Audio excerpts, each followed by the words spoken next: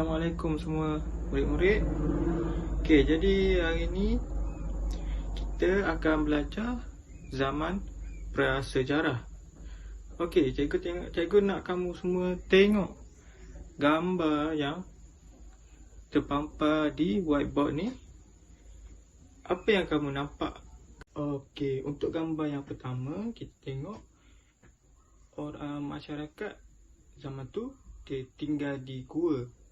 Jadi kalau nanti kita akan belajar tentang ciri-ciri masyarakat tu, apa dia punya cara gaya hidup dia, apa semua.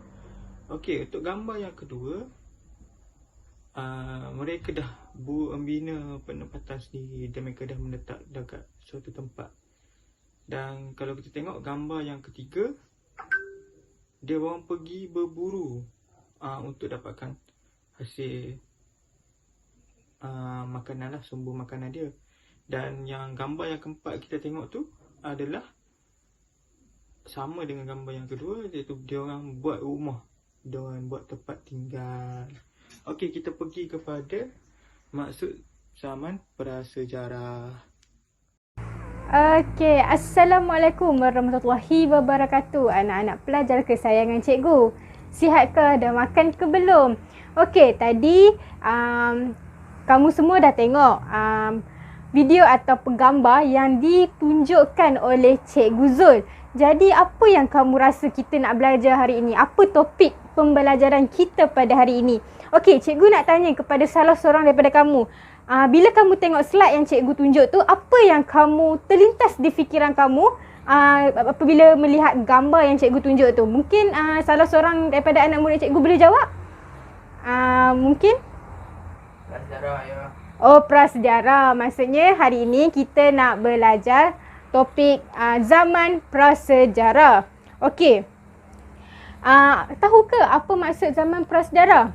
Maksud zaman prasejarah ialah zaman sebelum manusia mengetahui dan mengenal tulisan. Okey, zaman tu orang tak kenal lagi tulisan. Orang tak tahu lagi nak tulis ABC macam mana, 1, 2, 3 macam mana. Lepas tu zaman ini terbahagi kepada dua, iaitu zaman batu dan zaman logam.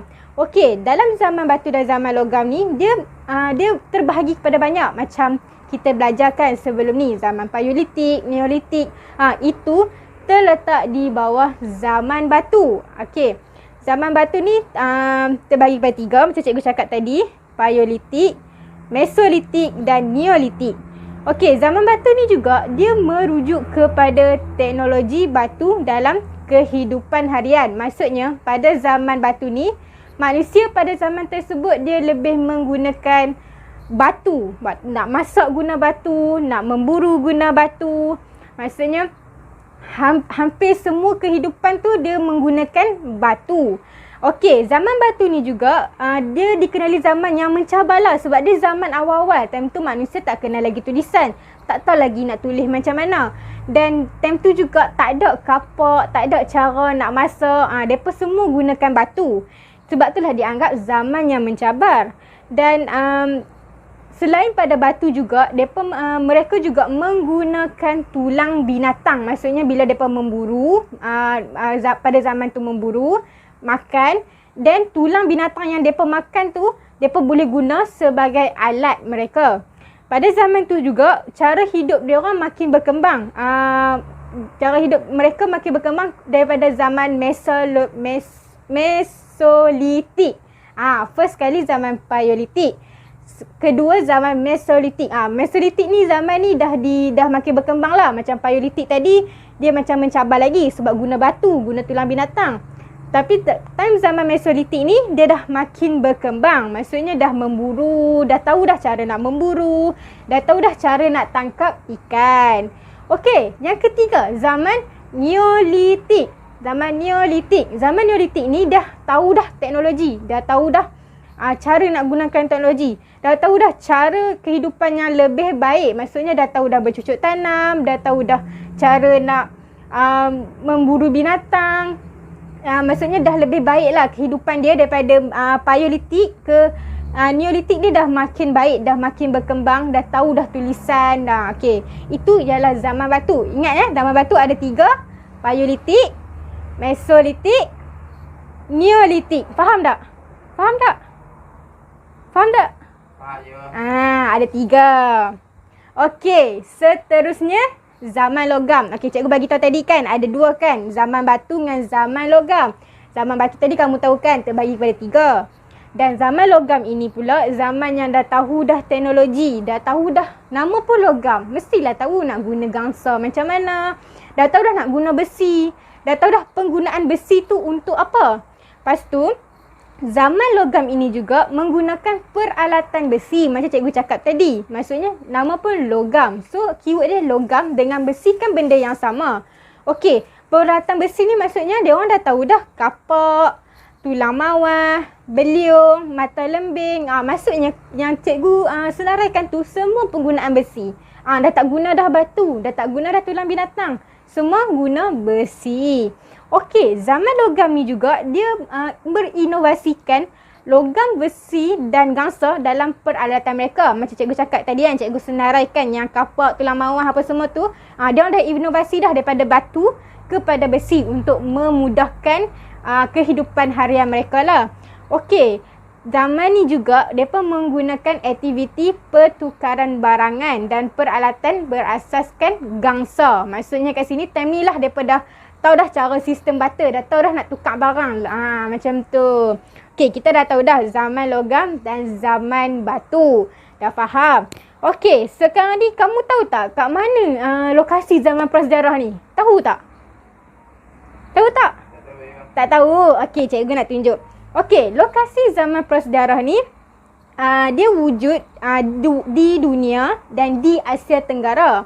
Okey, kewujudan lokasi zaman prasejarah ni macam mana kita nak tahu kata kat sini tempat zaman prasejarah? Kita tahu sebab ada kewujudan lokasi diketahui oleh penemuan tinggalan manusia, sama ada artifak atau ekofak. Maksudnya bila kita buat ahli sejarawan atau macam ahli cari gali, ahli cari gali untuk tahu, maksudnya time tu lah kalau kamu tahu kan Perak Man kan, dekat Perak Man, itulah mungkin salah satu artifak atau yang macam perkara yang boleh menjadi satu bukti kata di sinilah zaman prasejarah. Okey, lokasi zaman prasejarah wujud 2 kawasan. Okey, kebanyakannya mereka jumpa zaman prasejarah ni kat 2 kawasan, iaitu lembah sungai dan kawasan tertutup seperti gua. Okey, maksudnya dekat sini kat lembah sungai pun ada, dekat gua pun ada. Kebanyakan depa jumpa bukti dekat situ, 2 tempat tu, lembah sungai dan gua. Okey, fungsi yang dikatakan lokasi zaman prasejarah ini ialah tempat pertempatan, perkuburan, bandar, perburuan dan pembuatan alat batu. Maksudnya dekat situlah mereka buru, kat situlah mereka buat kubur, dekat situlah mereka buat alatan batu. Okey. Di dunia, cikgu senaraikan 4 tempat, iaitu pertama sekali di Altamira Sepanyol. Ingat tau, Sepanyol. Iaitu mereka hidup antara 35,000 hingga 11,000 SM. Okey. Yang kedua, Britain. First Sepanyol, 2 Britain iaitu Stonehenge. Dia duduk di antara 3,700 hingga 1,600. Okey, Britain. Okey. Ketiga India, keempat China. Sepanyol, Britain, India, China. Ingat tak nanti mungkin tanya dalam periksa. Okey. Di Asia Tenggara pula banyak cikgu just senaraikan 4, iaitu yang pertama iaitu Bang Chiang, Thailand. Dekat Thailand. Dan Lenggong Malaysia. Lenggong Malaysia ni seperti kita tahu yang Perak Man. Perak Man terjumpa di Lenggong Malaysia. Dan Gua Tambon Filipina. Dan akhir sekali Indonesia. Itulah lokasi zaman prasejarah di Asia Tenggara. Okey, kamu hanya tahu nama tempat. Nanti dalam peperiksaan cikgu akan tanya apakah lokasi zaman, di manakah lokasi zaman prasejarah di Asia Tenggara atau dunia. Okey, nanti cikgu paskan kepada Cikgu Syamira. Bye-bye. Okey, baiklah. Tadi Cikgu Fika dah menyatakan apa itu definisi zaman prasejarah dan dekat mana lokasi zaman prasejarah. Jadi, giliran Cikgu pula akan menerangkan kepada kamu apa iaitu ciri-ciri kehidupan zaman prasejarah. Saya nak tahu, awak tahu tak berapa ciri-ciri kehidupan zaman prasejarah? Cuba teka. 4. Tak salah. Sebenarnya dekat dalam ciri-ciri kehidupan zaman prasejarah ada 8. Tapi hari ni cikgu nak menceritakan hanya 3 sahaja. Sebab awak dah belajar banyak dah tadi. Dah tahu definisi, dah tahu lokasi. Jadi cikgu nak cerita 3 saja. Boleh ke tidak? Boleh. Boleh. Okey. Apa itu ciri-ciri zaman prasejarah? Yang pertama, cuba awak baca yang pertama. Tempat kediaman. Oh, pandainya. Okey, tempat kediaman. Yang kedua iaitu peralatan. Dan yang ketiga, cikgu akan menerangkan apa itu kegiatan ekonomi zaman prasejarah. Okey, kita tengok next slide. Tengok kat sini. Okey, yang pertama sekali tempat kediaman. Tempat kediaman ni dia ada 4 zaman prasejarah. Yang awak tahu zaman Paleolitik, Mesolitik, Neolitik dan juga logam. Jadi keempat-empat tempat ni zaman prasejarah ni berbeza ya. Dia mungkin ada sedikit persamaan tapi dia semakin lama semakin hebat. Semakin lama semakin berkembang. Di mana pada zaman Paleolitik, okey, contoh dekat Gua Niang. Tengok dekat dalam gambar tu, ada Gua Niang kan. Dekat situ adalah tempat kediaman. Biasanya orang pada zaman prasejarah Paleolitik ni dia duduk di gua dan juga berhampiran di sungai. Kenapa? Sebab dia nak cari makanan. Okey, yang kedua adalah zaman Mesolitik. Zaman Mesolitik sama dengan zaman Paleolitik. Tempat kediaman dia masih lagi dalam gua dan juga berhampiran di sungai. Tapi mungkin lebih baik sedikit daripada Paleolitik. Okey, dia ada perubahan yang ketara bila kita masuk dekat zaman Neolitik. Di mana zaman Neolitik ni dia sudah ada penempatan sendiri. Dia dah ada rumah dia sendiri, dia dah buat rumah dia guna ranting kayu. Jadi dia adalah kecil-kecil dah. Tapi masih lagi duduk di tepi sungai sebab dia nak mencari ikan. Dan yang paling hebat sekali adalah zaman logam. Zaman logam ni dia dah ada kampung dia. Dia dah ada kampung kecil-kecilan. Ni adalah kalau tengok dekat gambar tu, zaman logam terdapat di Indonesia. Okey. Terusnya kita tengok kepada peralatan. Peralatan ni sama juga cikgu akan terangkan 4 zaman prasejarah. Peralatan dia apa yang digunakan. Tak tahu. Apa tak tahu, tak apa. Nanti cikgu akan cerita macam mana peralatan yang digunakan pada zaman-zaman prasejarah ni dan apa fungsi dia. Okey, kalau awak tengok pada zaman Paleolitik, tengok dekat gambar tu, di mana zaman Paleolitik ni dia menggunakan bahan yang sedia ada. Dia gunakan batu, dia gunakan tulang haiwan untuk membuat peralatan-peralatan dia. Tapi peralatan dia lebih kasar dan juga dia tak terlalu halus dan kemas. Berbeza dengan Mesolitik. Di mana Mesolitik ni dia lebih kemas, lebih cantik dia punya peralatan dia. Dia dah pandai dah ukir-ukir. Dan juga ada alat mikrolit di mana alat dia lebih kecil-kecil. Macam memudahkan dia membuat kehidupan seharian dia. Okey, pada zaman Neolitik pula dia ada alat roda. Dia dah pandai dah mencipta alat roda. Di mana pada zaman Neolitik ni dia lebih berkembang lah. Tapi lebih hebat lagi apabila zaman logam di mana dia dah reti dah untuk mengukir tembaga, gangsa. Dia dah makin advance orang kata untuk membuat peralatan. Okey, seterusnya adalah kehidupan ekonomi. Okey, kehidupan ekonomi ni ni sangat pentinglah untuk sara hidup. Di mana dia kat mana tempat dia, dia memang saling berkaitan. Sebab apa dia duduk di tepi sungai? Sebab kegiatan ekonomi dia adalah menangkap ikan. Kalau tengok dekat Paleolitik, tengok gambar. Dekat Paleolitik, dia gambar dia kegiatan dia adalah memburu, menangkap ikan, mengutip hasil hutan. Dia lebih spesifik, kiranya dia hidup secara nomad. Sekejap dekat sini, sekejap dekat sini. Dia tidak duduk di satu tempat. Dia kiranya kalau ada makanan dekat situ, so kat situlah dia pergi. Sama juga dengan Mesolitik. Mesolitik pun begitu. Di mana dia masih lagi hidup secara nomad dan ada memburu haiwan. Dan tadi dia menggunakan peralatan yang digunakan tadi, peralatan yang dibuat tu adalah untuk memburu haiwan. Okey, tapi pada zaman Neolitik berbeza sedikit. Di mana tadi kan kalau kita tengok penempatan dia adalah lebih setempat. Kiranya dia dah ada rumah. Jadi pada zaman Neolitik, zaman prasejarah Neolitik, dia dah sudah bercucuk tanam. Kiranya dia bukan sahaja mencari, malah dia bercucuk tanam supaya dia dapat meneruskan kehidupan sehari demi sehari. Jadi dia tak perlulah bergerak daripada satu tempat kepada satu tempat. Kenapa? Sebab dia dah tanam dah pokok. Jadi kalau dia rasa nak makan buah terung, dia petik je lah. Macam contoh begitu. Jadi dia menangkap ikan. Jadi pada zaman Neolitik ni dia dah mula sistem barter dan juga perdagangan secara kecil-kecilan. Sistem barter tu apa? Sistem barter ni adalah pertukaran barang dengan barang. Contohnya saya ada ayam, awak ada beras. Jadi saya nak beras, jadi saya tukar beras dengan ayam tu. Jadi yang si A ni bagilah saya beras, jadi saya bagi dia ayam. Begitu sistem barter. Sistem barter ni berlaku pada zaman Neolitik. Okey, seterusnya kita pergi tengok dekat zaman logam. Zaman logam ni dia lebih majulah, di mana aktiviti utama dia masih lagi mencucuk tanam, memburu haiwan, masih lagi. Namun apa yang hebatnya di mana pada zaman itu dia dah berlaku pertukangan. Dia dah pandai dah bertukar menggunakan gangsa, menggunakan tembaga. Jadi dia dah pandai bertukar, jadi dia boleh menjual. Begitulah. Itu saja ciri-ciri zaman prasejarah. Mudah ke senang? Mudah. Mudah faham ke tidak? Mudah. Apa yang pertama? Kegiatan ekonomi. Kedua? Peralatan. Yang ketiga? Tempat kediaman. Okey, iaitu betul. Ada 3 iaitu tempat kediaman, yang kedua peralatan dan juga kegiatan ekonomi. Cikgu harap awak ingat sebelum kita memulakan aktiviti seterusnya. Terima kasih.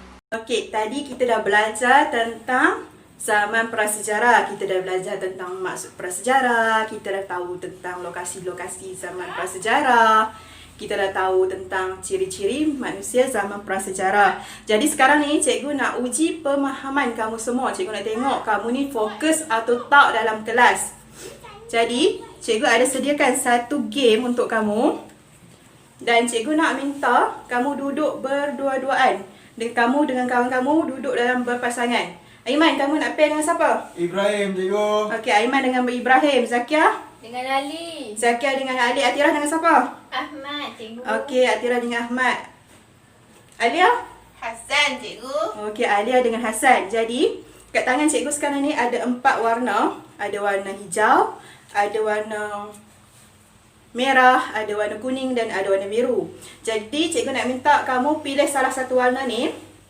Dan cikgu akan bagi masa selama 10 saat untuk, sebab dekat belakang setiap gambar ni, di belakang setiap warna ni ada gambar. Jadi cikgu nak kamu teka itu berkenaan dengan gambar apa.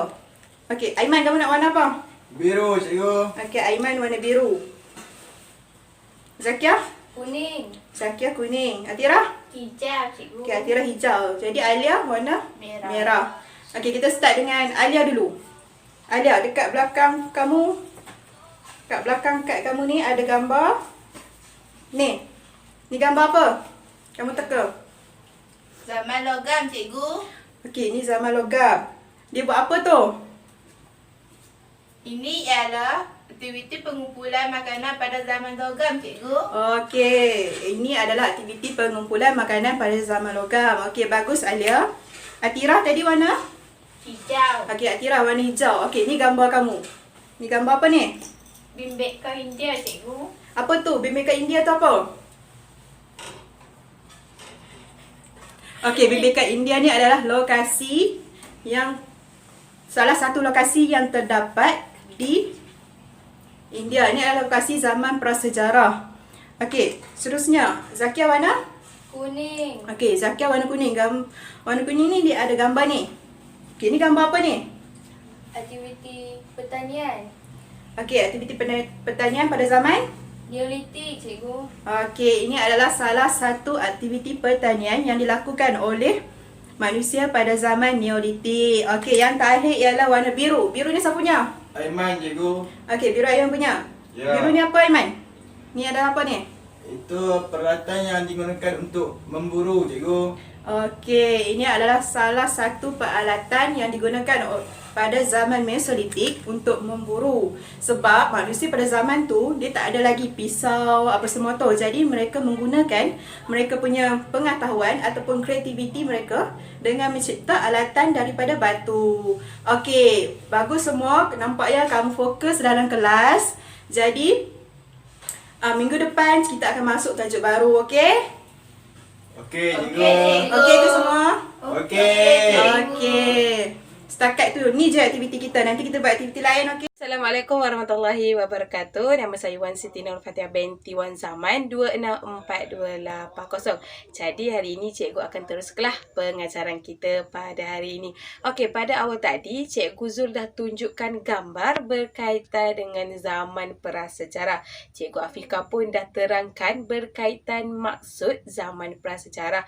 Dah beritahu lokasi zaman prasejarah yang ada di dunia dan juga yang ada di Asia Tenggara, contohnya yang ada di Filipina dan juga di negara kita iaitu Malaysia. Cikgu Syamira pun dah terangkan berkaitan dengan ciri-ciri zaman prasejarah iaitu ke tempat kediaman ataupun lokasi, peralatan dan juga kegiatan ekonomi.